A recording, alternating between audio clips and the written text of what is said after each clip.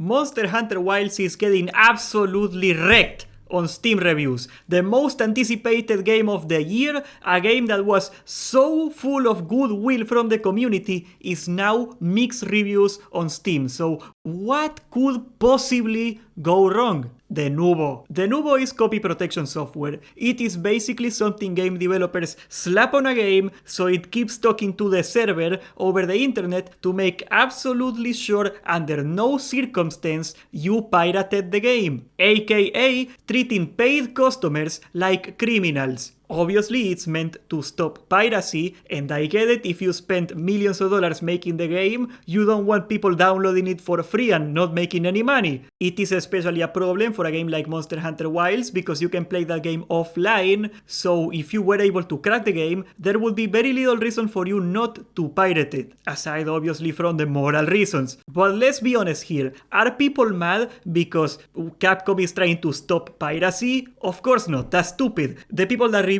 on Steam, you gotta buy the game to leave a review on Steam. They are paying customers. The reason they are mad is because of how Denuvo works. You see, crackers got so good at breaking copy protection that the only way that software like Denuvo can stop piracy is to make the game rely on it to function. It is almost like encryption, as in Denuvo has to be injected deep in the source code of the game, and it has to function in between instructions of the program, because anything less invasive than that is gonna get figured out and cracked.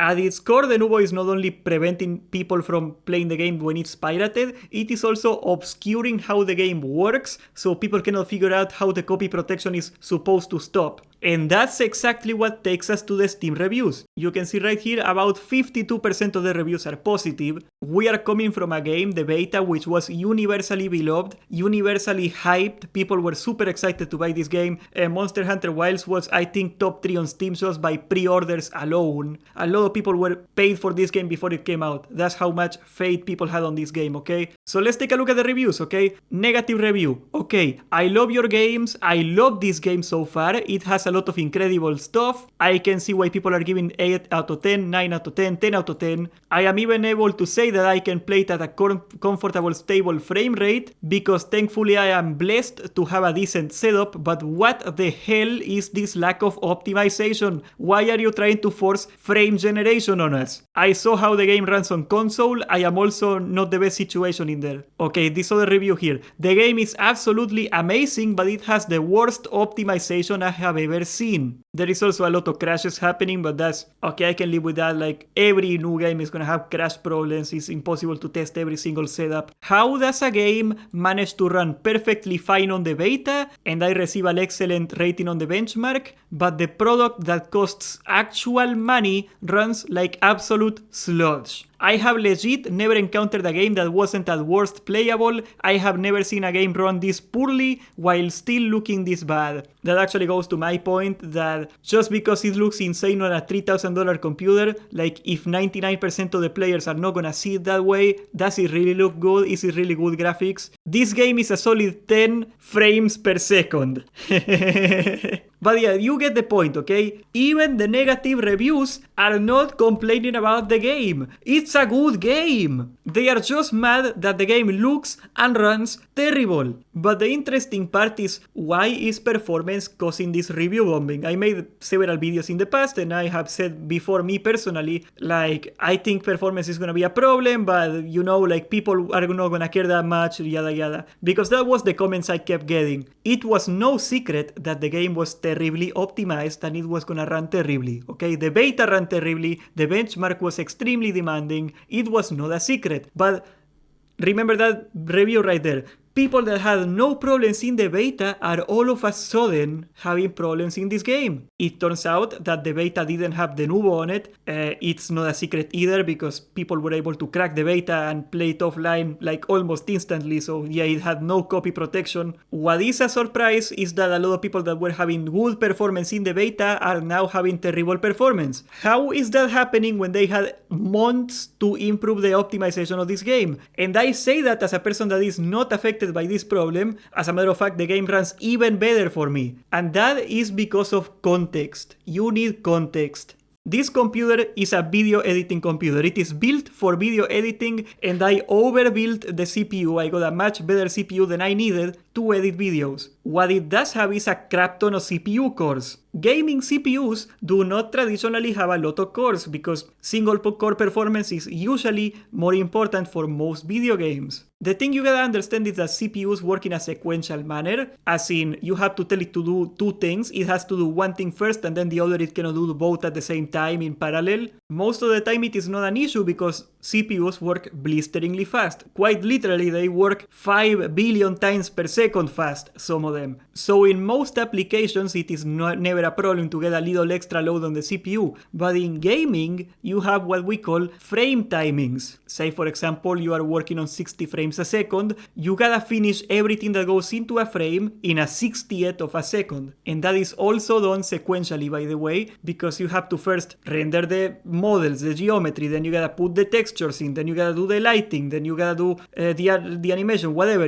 like you cannot make lighting and then put the models after that, like you need the models for the lighting. So generating a frame is a completely linear process. So we have a CPU that can only work sequentially, and we have the process of making a frame which is very time sensitive, and if one step of the frame gets slower, the entire frame gets delivered slower. And that's exactly when Denuvo kicks in. Even though, in theory, Denuvo is taking less than 1% of your CPU power, it is delaying the entire load of the CPU until its little checking if you're a pirate is done. That's why when your game is CPU bottlenecked, your overall frame rate is not going to be affected as much, but your 1% lows are going to be atrocious. The lag spikes, I call them 1% lows, that's like the technical term. Micro stutters, also people call them that. If the game runs on 60 FPS 99% of the time, but then 1% of the time it goes down to 20 FPS, you feel it a lot more than if the overall FPS was lower. Humans perceive movement a lot different than you would assume. It is very common, it is a very known thing that 1% lows are a lot more important than the average frame rate in a lot of games. And that's exactly what is killing the performance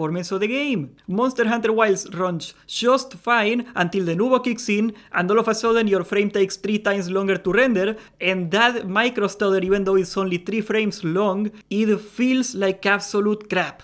Most people cannot tell the difference between 60 FPS and 50 FPS, but anybody can tell when the game freaking freezes. It's not that hard to tell, okay? It is very intrusive, it is very annoying. And in an amazing feat of irony, Denuvo is screwing up with the most popular CPUs in the market specifically. As you guys know, AMD Ryzen is mostly optimized for video games, for gaming. That's why they are the most popular CPUs right now, because their performance in gaming is really freaking strong. But gaming-oriented CPUs prioritize single-core performance over multi-core performance. In the case of AMD, they actually have like a couple very strong cores and then a couple tiny cores to do the multi-core. They do not have an even load of cores in between. Gaming CPUs prioritize single-core performance because video games usually run better on single-core calculations, while productivity-oriented CPUs are multi-core because most of the processes can be split up on different cores easier. In the case of AMD, their strategy, their design is that they have a couple cores that are very powerful, and then they have a couple extra cores that are less powerful for the multi-core load. And the problem is when you introduce artificial lag into a CPU that has less cores but bigger cores, you proportionately waste a lot more of the CPU's power than when you have a lot of tiny cores. Once again, not because of the overall power of the CPU, but because you are starting to mess with the frame timings. That's why me, with a middle tier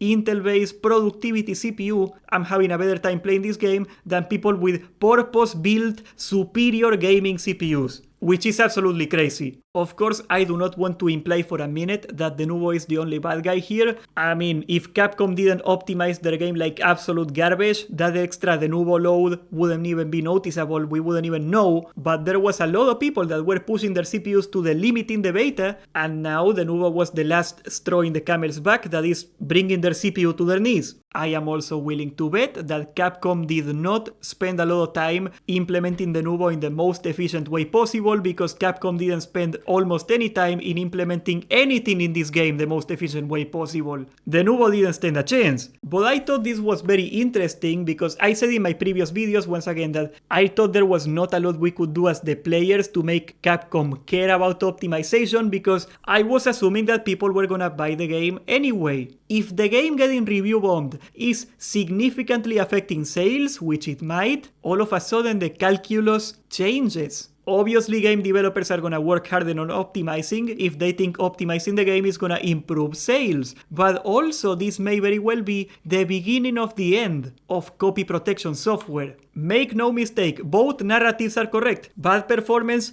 hurts sales and piracy protection increases sales. But if the calculation goes that you lose a lot more players from the bad performance that copy protection brings than the players you would gain from the pirates that actually end up buying your game, all of a sudden, copy protection is bad for business. And a lot of game developers are gonna start thinking, why would they bother paying Denuvo to get copy protection if it's actually gonna hurt their sales? There has been several high-profile disasters that changed the course of gaming in the industry. For example, Battlefront 2 making loot boxes a lot less appealing to developers, or Concord making live service a lot less appealing to developers. There is a chance that Monster Hunter Wilds is gonna show the gaming industry that bad performance can kill games, and it will get a lot of game developers to be a lot more concerned about it. What do you think? Apparently all those comments of, oh, the game runs just fine on my $2,000 computer, so you're an idiot, apparently those were just 10 idiots on Reddit, and the general public really doesn't believe that. Maybe I am an idiot. Subscribe, join the Discord, and thank you for watching.